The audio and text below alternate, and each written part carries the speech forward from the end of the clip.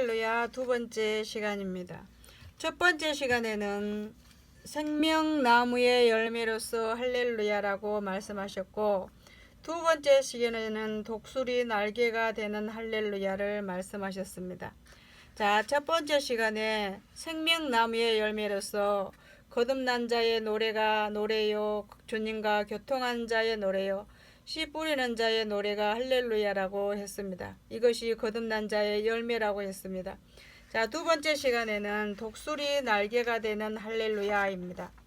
자, 독수리 날개로서의 할렐루야. 독수리의 날개라는 것은 찬송을 통한 영적 능력을 말합니다. 우리는 이것을 삶 속에서 실제로 체험해 나가야 합니다.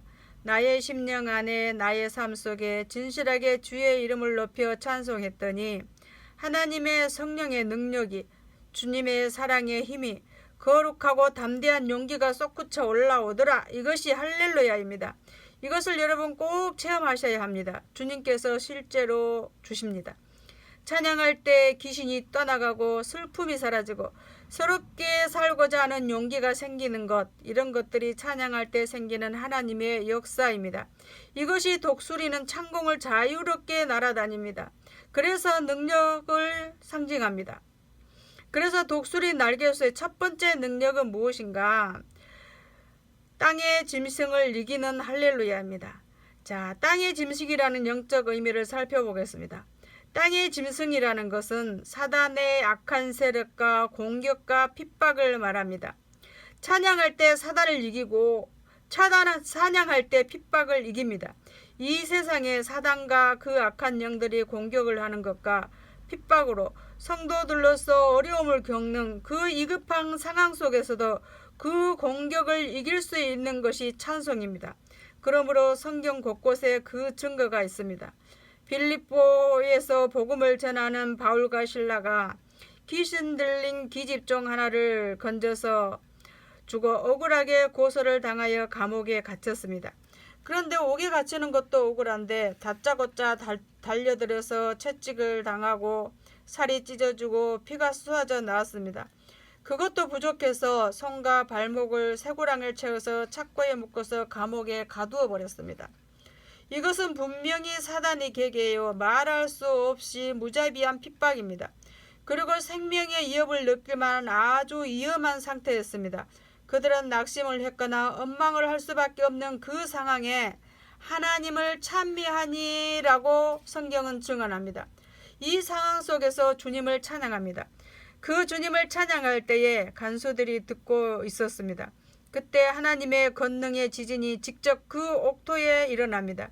문이 열리고 착고가 풀어집니다. 그 바람에 간수가 회개하고 간수의 집은 빌립보 교회의 시작이 되고 말았습니다. 무엇이 그런 역사를 일으켰습니까? 그 상황에도 담대하게 진실하게 주님을 찬양하던 찬양 속의 하나님의 역사는 땅의 짐승을 이기게 했습니다. 이것이 바로 능력입니다. 자, 두 번째는 땅속의 벌레를 잡는 것입니다. 자, 첫 번째가 땅의 짐승을 이기게 하는 할렐루야라고 했습니다. 두 번째는 땅속의 벌레를 잡아먹는 할렐루야라고 합니다. 땅의 짐승은 사단과 핍박의 세력이라면 땅속의 벌레는 우리의 심령 속에 있는 것들을 말합니다. 의심이라든가 염려라든가 죄성이라든가 이런 것들을 말합니다. 즉 마치 땅속의 벌레가 고구마 등을 야금야금 파먹는 것처럼 내 심령 안에서 내 자신을 괴롭게 하며 무너뜨릴 수 있는 그 요소들을 찬송으로 이길 수 있습니다. 자, 짧은 시간 주님의 은혜로 살아온 속에서 뒤돌아보면 가장 찬송을 많이 할 때는 가장 힘들고 고통스러웠을 때인 것 같습니다. 주님의 은혜가 넘쳐 너무나 감사하며 찬양할 때가 있는가 하면 극심한 괴로움과 고통 속에서도 이를 악무고 눈물을 쏟아가며 부르는 찬양은 큰 능력으로 나의 심령을 바꾸는 하나님의 손길을 경험하지 않을 수가 없었습니다. 이것이 땅속의 벌레를 잡아먹는 할렐루야입니다. 여러분, 우리가 찬송 부를 때에 감정과 가슴을 다 쏟아드릴 때 그것은 어디에서 어느 상황에서 부를지라도 그것은 내가 주께 드리는 예물입니다. 기쁠 때나 슬플 때에도 그 찬송 속에 다 녹아지게 합니다. 땅속의 벌레를 잡는 할렐루야. 이것이 할렐루야입니다. 자, 다음은 하늘을 날게 하는 할렐루야입니다. 첫 번째는 땅의 짐승을 이기는 할렐루야요. 두 번째는 땅속의 벌레를 잡아먹는 할렐루야요. 세 번째는 하늘을 날게 하는 할렐루야입니다. 이것이 할렐루야의 능력입니다, 여러분. 찬송은 성령의 능력 속에 더 깊게 들어갑니다. 하나님의 심령 속에 더 깊게 들어갑니다. 그래서 기도하는 것만큼 찬송이 중요합니다. 이런 제목, 이런 내용, 이런저런 방법들을 가지고 주님을 찬양할 때 내 심령, 내 영혼이 거기를 따라 하늘 높이 신령한 은혜의 성령의 능력 속으로 주님의 가슴 속으로 깊이 들어가게 만드는 것입니다. 한때 전 세계적으로 열풍을 일으킨 비냐드 운동의 특징이 있었는데 그것은 찬송이었습니다. 그 찬송은 은혜로우며 영적이며 간단 명료한 찬양이 주를 이루었습니다. 그 찬송을 계속 반복하여 하면 심령을 쏟아내게 합니다.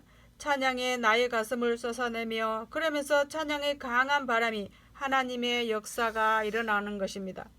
그 시절 그때만이 아닙니다. 정말 우리가 처음 신앙했던 그때에 기도원마다 부흥했다마다 두들기고 하면서 부서져라 뜨겁게 찬양할 때가 있었습니다.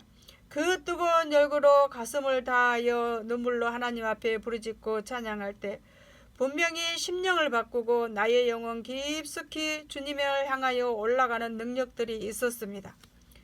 오늘 우리도 세상에서 평가하려는 음악이 아니라 소위 교인들이 각각 생각하는 수준의 찬양이 아니라 정말 영혼을 다할 수 있는 하나님이 원하시는 찬양이 들어지는 교회가 되어야 할 줄 믿습니다.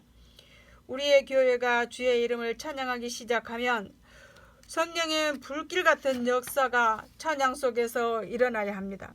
환자가 치유되고 귀신이 떠나가고 괴롭고 답답했던 그 심령 속에 주님의 그 사랑의 기쁨으로 채우고 그래서 여러분의 가슴으로 나오는 그 입술의 찬양이 강력한 성령의 능력이 되는 예배와 찬송의 시간이 되어야 할 줄 믿습니다. 이것이 할렐루야의 능력입니다. 이것이 찬양의 능력입니다. 앞으로 교회의 예배와 강력한 집회 사역에 우린 반드시 우리 가슴 속에 주님을 향한 진실한 사랑과 감격의 찬양을 통하여 복음을 전하며 영적 세력도 강하게 나타나며 주님도 높이려고 해야 합니다. 하늘을 날게 하는 하나님의 찬양의 능력, 이것들을 사모하시기를 바랍니다. 이 독수리가 날개치는 올라가는 그 영적 능력의 찬양, 이것으로서 여러분들이 하나님께 영광을 돌리고 여러분의 신앙의 능력으로 이어지는 찬양이 되시기를 바랍니다. 할렐루야. 자, 세 번째 시간에 다시 만나도록 하겠습니다. 감사합니다.